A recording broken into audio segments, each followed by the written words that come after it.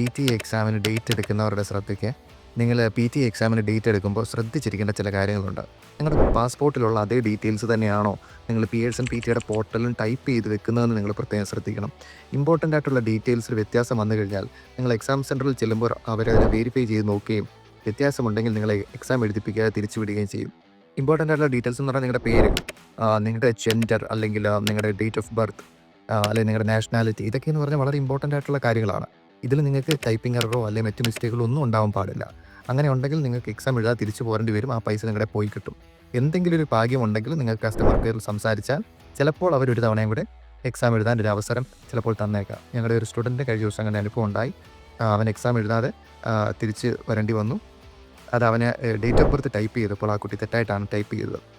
പക്ഷേ എന്തോ ഒരു ഭാഗ്യത്തിന് കസ്റ്റമർ കെയറിൽ അവനത് ഇൻഫോം ചെയ്യുകയും പിന്നെ അവന് ഒരു വൗച്ചർ കോഡ് കൊടുക്കുകയും, അതായത് ഒരു തവണയും കൂടെ എക്സാം എഴുതാൻ ഒരു അവസരം കൊടുക്കുകയും ചെയ്തു. പക്ഷേ എപ്പോഴും ഇത് സാധ്യമാകില്ല. മോസ്റ്റ് ഓഫ് ദി ടൈം ആ പൈസ പോകാനാണ് സാധ്യത. അതുകൊണ്ട് നിങ്ങളത് പ്രത്യേകം ശ്രദ്ധിക്കുക. നിങ്ങൾ ഡീറ്റെയിൽസ് ടൈപ്പ് ചെയ്യുമ്പോൾ ശ്രദ്ധിച്ച് തന്നെ ടൈപ്പ് ചെയ്യുക. Thank you.